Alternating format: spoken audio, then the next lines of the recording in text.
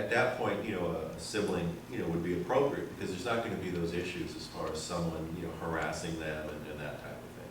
But it really depends on the family dynamics and, you know, the state of the person who's actually going to be the beneficiary. And the administrator, is there something put into the contract that kind of controls their taking advantage of the program? Well, you know, I typically put in that they have to provide what's called an accounting every year to both the disabled beneficiary, their siblings, if there are other siblings, or if they're court-appointed conservator, so that, you know, there's someone above just the disabled person that can monitor what this person's doing as far as how they're spending the money and that type of thing.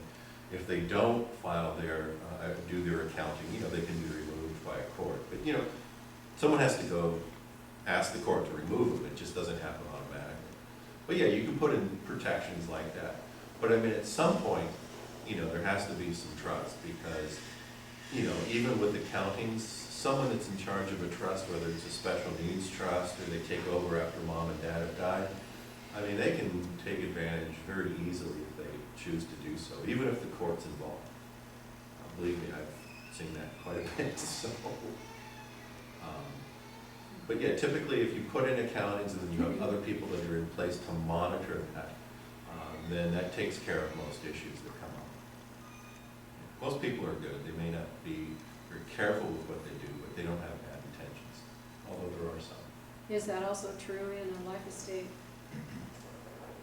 Like a life estate in a house or something, or? No, just a life estate in general. As far as the administrator's concerned. Yeah, I mean, if it's a life estate, I mean, typically life estates are granted in real property, you know, a house to live in until, you know, the person dies. So there's really not much to monitor, but I mean, you could give someone a life estate in a bank account or something. And then, yeah, I mean, it would be the same thing. You'd probably have accounting set up for those types of things. Okay, well, I mean, estate planning basically can be, again, from just setting up someone had put in do a power of attorney and an advanced healthcare directive. Those are documents that in the power of attorney, it says if I can't make my own financial decisions, this is who I want to do it for me. You know, husband, wife, son, daughter, friend, you know, other relative. And an advanced healthcare directive is the same thing, but for medical decisions, okay? And that also, then you can indicate what medical decisions you would want made with regards to end of life, burial instructions, anything you can think of, you can put in that advanced healthcare directive, okay? So that's really basic. That's for people that really have nothing, okay? Then beyond that, you could do a will, which is, you know, it says, where does my stuff go when I die? Who gets it? And then who's going to be in charge of actually distributing my stuff, okay?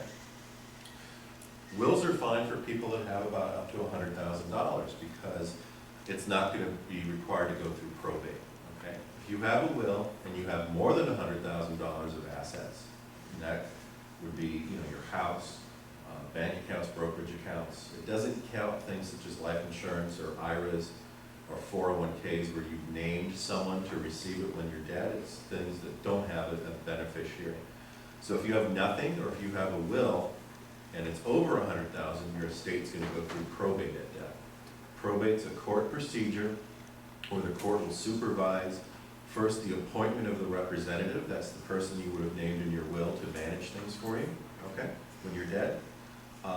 Then they will supervise the inventorying of the estate, so what's actually in the estate. They supervise the payment of any bills that you may owe. And then they ultimately supervise the distribution of the estate. Okay, probate takes anywhere from 9 months to 15 to 18 months from the time you file, you know, with the court saying, hey, this person is dead, we want to probate their estate, until you get the final order to distribute everything to the beneficiaries. It's expensive. $500,000 estate is going to generate about $13,000 in attorney's fees. Okay, and that's $500,000 gross value, not net. So if you had a house that was worth $500,000, but it had a $400,000 mortgage, its net value is $100,000, but its gross value is $500,000, and that's what the probate fees are going to be based on. Is that $500,000 figure? So, that's what happens without, just with a will. So for what people do that have a house, if they have more than 100,000 of liquid assets, they typically do a living trust, okay? And what a living trust is, it's a contract. It's a contract between the creator of the trust, or the set board, which is, you. And you contract with a trustee, someone who's going to manage the property, which the trustee is typically you. And the trustee agrees to manage the property for the benefit of the beneficiary, who is typically you. So it's a contract with yourself to manage property for your benefit, okay? So we set up the trust, we transfer in any real property that you may have, so your house, rental properties, whatever, those all go into the trust. So here's the house. We take any brokerage accounts and bank accounts and give you letters of instruction to have those retitled in the name of the trust. So you have your cash. I do a document that says all your personal effects go into the trust, okay? And as long as you're alive, nothing changes. You can buy things, you can sell things. The IRS treats this just the same as if you didn't have a trust, so you still file a 1040 like you always do. Nothing changes, okay? What happens then is that when you pass away, you name a trustee to take over, or a successor trustee, and so they step in your place and manage this property and carry out what your instructions are. And that could be just to distribute it outright to your kids or other beneficiaries. If you're a married couple, it could mean the survivor takes over and maybe they split the trust into two separate trusts for estate tax purposes. And, I can get into that more if you're interested. So if it's the surviving spouse, they manage it for their benefit until they pass away. And again, then at that point, again, it could go to the kids. It could be held in trust till the kids reach a certain age. So maybe your kids are 15 or 16 and you don't feel comfortable with them getting money until they're 30. So it could stay in trust until those children reach the age of 30. So whoever's in charge could use it to pay for health care expenses for the children, educational expenses, whatever things that come up. But then when the children reach 30, it gets distributed to them outright, okay? The reason people do this, though, is this trust, when you die, doesn't go away, okay? It's still there, so it still owns the property. There's nothing to go through probate. So you avoid having to pay $13,000 in attorney's fees or $20,000 in attorney's fees. Okay, so that's why people do living trusts in California. Often you hear people say, well, I don't have enough money or whatever, or my attorney told me a will's fine, and they have a house, and I say, well, did your attorney tell you that when you die, the probate fees are going to be $13,000, $15,000? And no, they didn't.